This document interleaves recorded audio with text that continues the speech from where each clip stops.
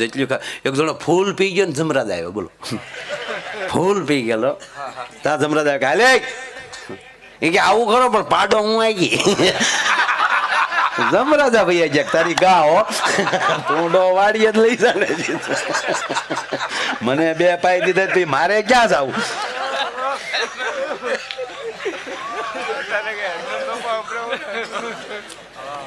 કપામાં લઈ જતો કોથળી હતાડે લેતી ન્યા જમરાજા લઈ જતો હાલે પેક પેટ પછી જાય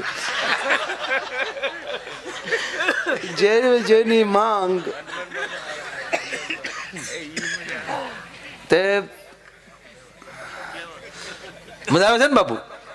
તો વાંધો નહીં બાપા. ના આપણે ભજનના ટાઈમે પાછા ભજનમાં વ્યા જવું. હજી 3 વાગ્યા, હજી કે ભજનનો ટાઈમ ન કહેવાય. ભજન તો બાપુ પ્રભાતના બ્રહ્મ મુહૂર્તમાં હોવા જોઈએ. હા, આજે બ્રહ્મ મુહૂર્ત આગળ થઈ ગયું છે 2:30 વાગ્યા પછી બ્રહ્મ મુહૂર્ત જ કહેવાય. આ ભજન કરું છું.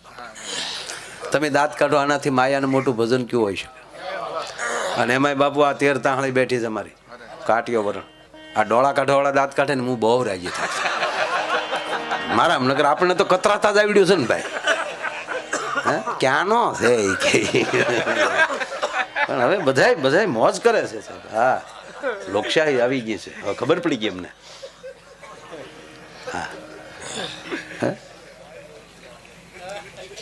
અરે ગુજરાત કેવું છે, 2 વાણિયા દિલ્હી ગયા તોય તમે જવો તો ખરા. બહુ સરસ કર્યું. રામ જન્મનો ભૂમિનો નિર્ણય.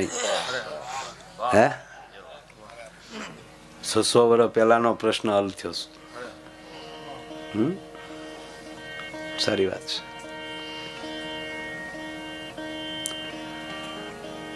પાણીપુરી ખાતા આપણે મૂળ વાત લઈ લે ભાઈ, ખોટું હું ભાઈ ત્યાં ગયો ભજનીક. એટલે ભાઈ આવીને ભાઈ હું તારી વાટે બેઠો એટલે મેં જોયા ને એટલે મેં પાછા બીજા શોખ છે આવી મારું ભાઈ ખાય ખાવી ભનુભાઈ વડોદરા તાળીઓથી વધાવો. પણ પાણીપુરીની વાત કરી. હા, એમ હું કઈ બેન થાવ એમ સૌ ની મફત આવ્યો છું.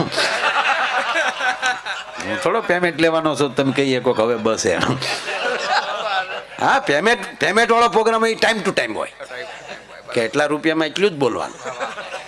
મફતમાં મફત જ. હા, નળના પાણીના પૈસા આપણે આપીએ તે માપે નથી ભરતા. વરસાદના કઈ માપે હોય? મફત આવે છે. હે આપણું એસી આપણે ચાલુ બંધ કરીએ કારણ કે એનું બિલ આવે. આ શાળાના હોફડાના હોય કઈ બિલ મફત આવે છે સાહેબ, એનું બિલ ન હોવું જોઈએ.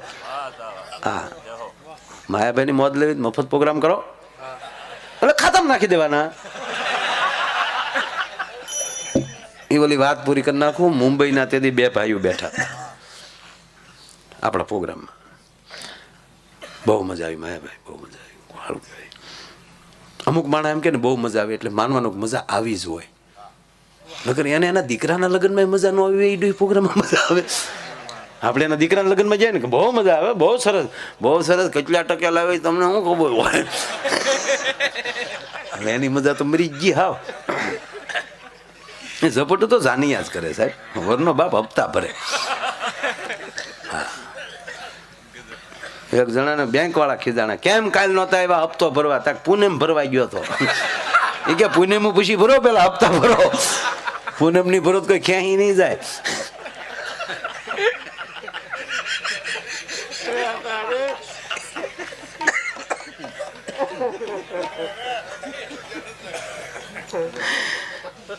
અલગ અલગ ફ્લેવર જ કે ને શું કે. હા, એટલે મેં ખાધી છે પાણીપુરી, કે નથી ખાધી એમ હું કે આપણે થોડા સિદ્ધના દીકરા છે ખાવાની ને કેમ સારી વસ્તુ મળે ખાવાની. હા,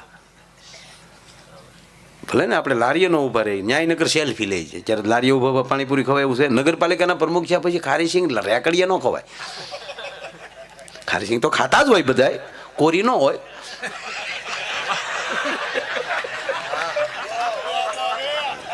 એવા લખડ ખોટા છે બધા.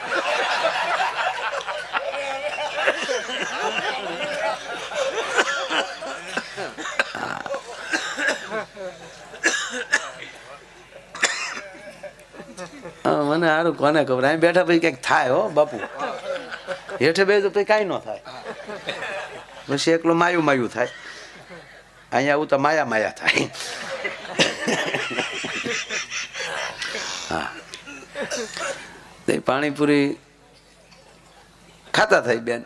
એટલે ઓલો 2-3 ઓલામાં લઈ પાણી નાખતો હતો. તે 3-4 ખાઈ જાય પછી બેન ખીજાણે, આમાલી કેમ નથી નાખતો ભાઈ, આમાલી પાણી નાખ, આમાલી થોડુંક લે. કે બેન ઈ ડીસું ધોયેલું છે.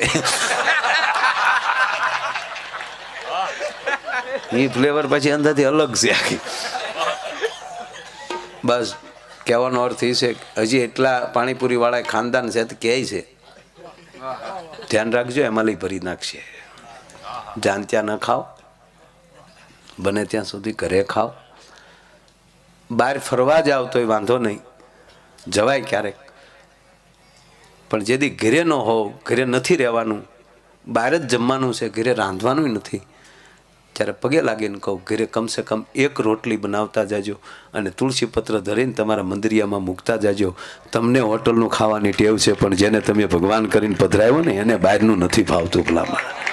અને ત્રીજી અને છેલ્લી વાત કે જે વસ્તુ ઘરે બનાવો છો, દાખલા તરીકે ભજીયા ઘરે બનાવીએ છીએ અને બહાર તમે ખાઓ તો એ ઘરે બનાવ્યા એની કરતાં અલગ સ્વાદના બને, ત્યારે માની લેવાનું કે આમાં ન નાખવાની વસ્તુ નખાણી છે. ફલાણી જગ્યાએ મીઠા પણ ક્યાંક ડોહું ઉરિયાઈ નાખ્યું છે. જ્યાં ત્યાં ન ખાઓ, જ્યાં ત્યાં ન જાઓ,